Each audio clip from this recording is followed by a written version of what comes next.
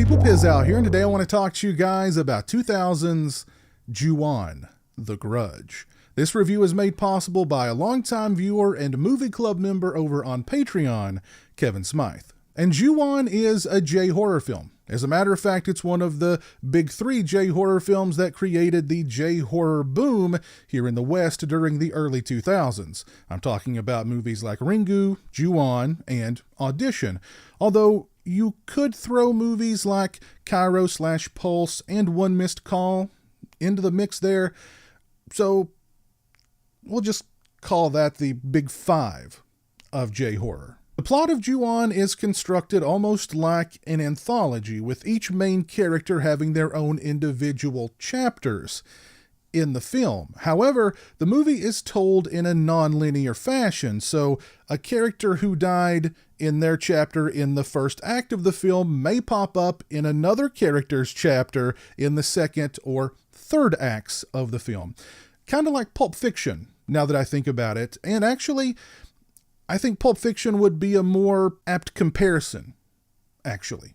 At the center of each chapter is a house where a man murdered his wife and young son. Everyone who comes in contact with the house is cursed by the vengeful spirits that occupy it. Each main character has run afoul of the house and now must deal with the deadly consequences. Ju-on is an exercise in subtlety and a less is more approach to supernatural horror. Writer-director Takashi Shimizu creates almost an overwhelming sense of unease and impending doom right from the start. Shimizu creates suspense and masterfully ramps up the tension, creating some truly memorable and chilling sequences along the way. There are no jump scares in Ju-on, although there are a couple of misplaced stingers where the ambient noise that runs throughout the film would have been far more effective. Ju-on's less is more approach to sound design gives even the most mundane sounds, a phone ringing or wind rustling through the trees, an air of malevolence.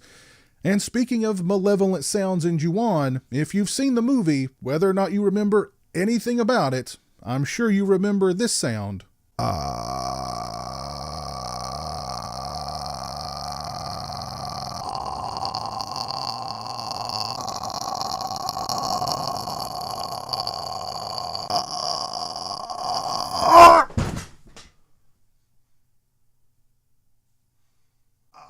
Ouch! Shimizu provides his characters and the audience with absolutely no safe spaces. If you've come in contact with this house, you are screwed. No matter where you run, no matter where you hide, day or night, whether you're in a crowded restaurant or in the safety of your own bedroom underneath your favorite blanket, that warm, thick blanket, so cozy, so content.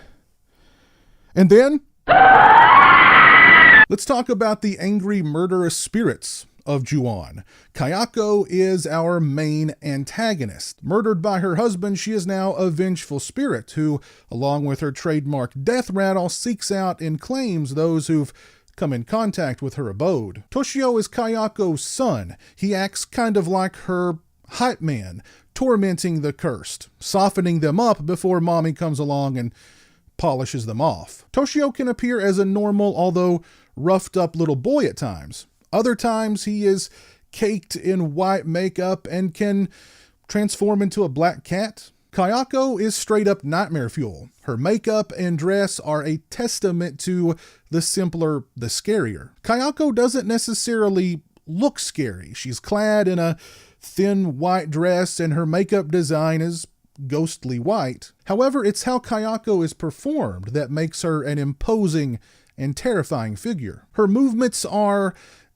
inhuman, and when she's not making that trademark death rattle, you can hear her broken bones gnashing around inside of her, kind of like a damaged porcelain doll. A really freaky, occasionally weeping blood damaged porcelain doll. Because Shimizu doesn't provide his characters with an out, as most J-horror movies do, through an investigation to figure out why the vengeful spirits are so darn vengeful, and because of the lack of safe spaces for the characters to seek refuge in, this gives Kayako an omnipresence. She's just as much a threat in broad daylight as she is under the darkness of night. Kayako is put over as a relentless, merciless, and unstoppable presence throughout this film. And of course that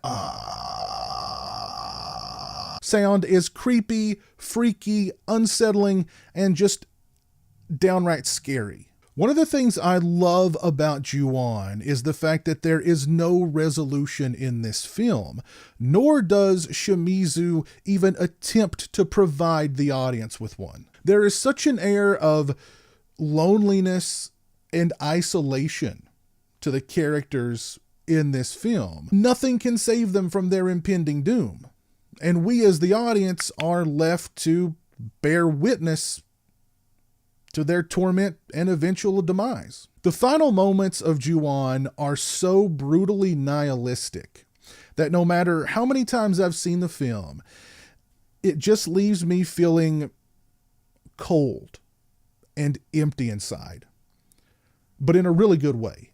Ju-on is a movie all about mood and atmosphere, about suspense and not fake scares. I also have to give writer-director Takashi Shimizu props for going against the grain and not providing us as the audience or his characters anything even resembling a resolution. And the implications of the closing moments of Ju-on are truly haunting. And yes, I have seen the American remake with Sarah Michelle Gellar, and though it's been a while, I do recall that movie being pretty good, although nowhere near the level of its J-horror counterpart. If you've not seen Ju-on: The Grudge, I highly recommend it. Go and check out the movie. If you have seen Ju-on: The Grudge, or any of the Ju-on prequels or sequels, please let me know down in the comments section below. If you'd like to have a say in what movies I review on this channel, follow the link in the description or head over to patreon.com/pizowell and join the movie club today. If you like this video, please leave it a thumbs up and share it on social media. If you're not following me on social media, those links are in the description. They're also right around here. As always, thanks so much for watching. I really appreciate it.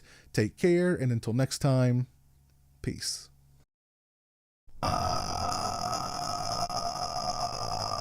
A big thank you to all my awesome Patreon supporters. I appreciate your generosity and support of my channel. Become a patron today and join me for monthly live streams and have a say in what movies I review on my channel.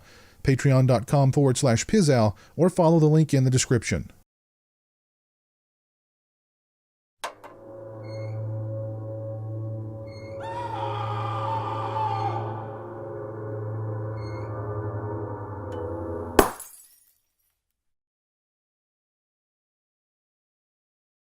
Say hello to the internet, Jeremy. Hello to the internet.